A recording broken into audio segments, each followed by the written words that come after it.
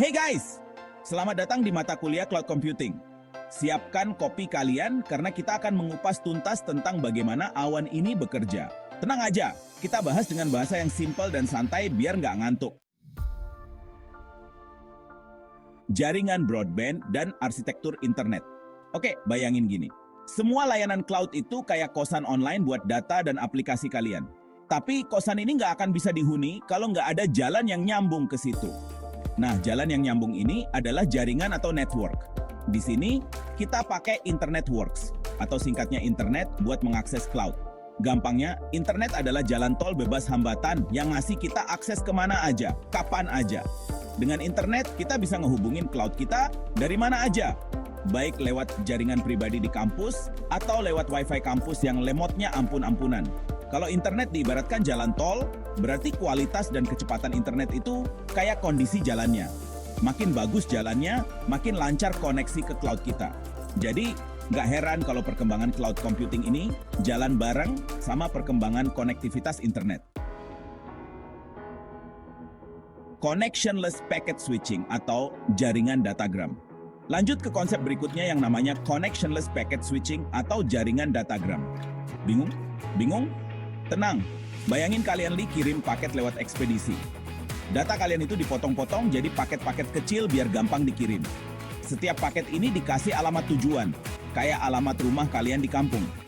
Paket-paket ini lalu dikirim lewat router dan switch, kayak paket yang dianterin lewat kurir dari satu pos ke pos berikutnya. Nah, setiap paket bawa informasi penting, kayak alamat IP, alamat internet protokol atau MAC atau Media Access Control yang dipakai buat ngarahin paket ke tujuan akhirnya. Jadi, meskipun paketnya dikirim secara terpisah, mereka bakal nyampe di tujuan dengan selamat, insya Allah. Sekarang apa sih bedanya IP sama MAC? Gampangnya, alamat IP itu kayak alamat rumah kalian yang bisa berubah-ubah kalau kalian pindah rumah. Sementara, alamat MAC itu kayak nomor plat kendaraan kalian yang tetap sama meskipun kalian pindah rumah. Jadi, IP itu dinamis, bisa berubah, sementara MAC itu statis, tetap sama terus. Internet Service Providers atau penyedia layanan internet. Sekarang kita bahas soal Internet Service Providers atau ISP. Ini penting karena tanpa ISP kita nggak bisa mengakses internet. Dan tanpa internet nggak ada yang namanya cloud computing. ISP itu kayak penyedia layanan kosan buat internet. Mereka yang ngelola dan nyambungin jaringan-jaringan kecil ke jaringan global tanpa perlu ada satu bos besar yang ngatur semuanya. Internet sendiri adalah gabungan dari berbagai ISP. Ada yang besar kayak tier 1, yang kayak bos besarnya ISP. Mereka punya jaringan global yang gede banget dan bisa nyambungin kita kemana aja. Contohnya di Indonesia ada Telkom Indonesia yang termasuk tier 1. Terus ada tier 2 yang lebih kecil tapi masih kuat. Contohnya Biznet dan Indosat Ooredoo. Dan terakhir ada tier 3 yang lebih lokal, kayak First Media atau MNC Play.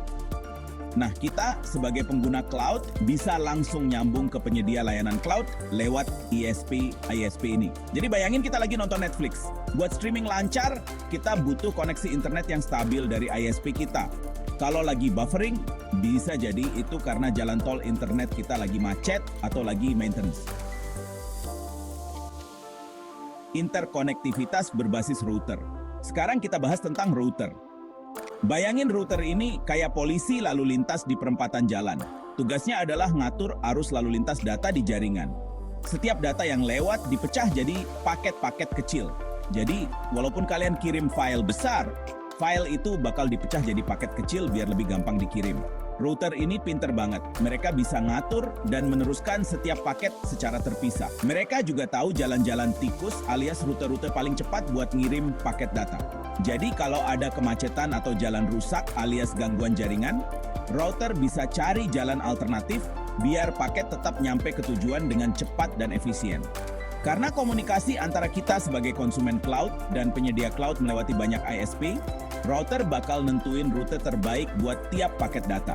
Struktur jaringan internet itu kayak mesh atau jaring laba-laba di mana setiap host atau titik bisa terhubung lewat rute yang berbeda-beda. Keuntungannya, kalau ada rute yang macet, data kita bisa dialihkan ke rute lain.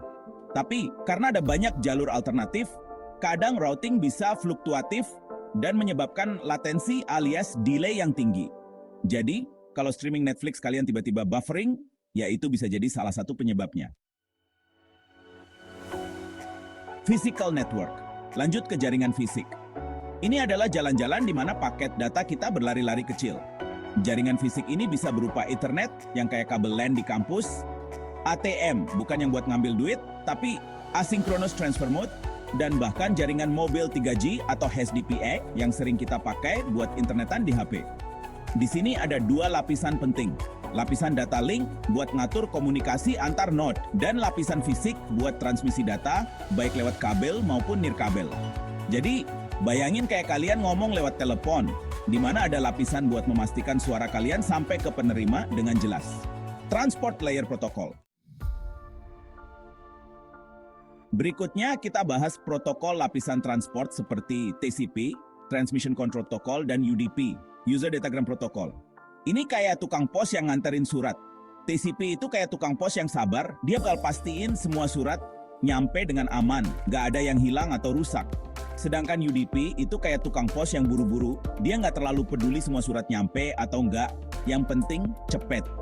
Protokol-protokol ini menggunakan IP, Internet Protocol, buat dukungan komunikasi end-to-end di internet.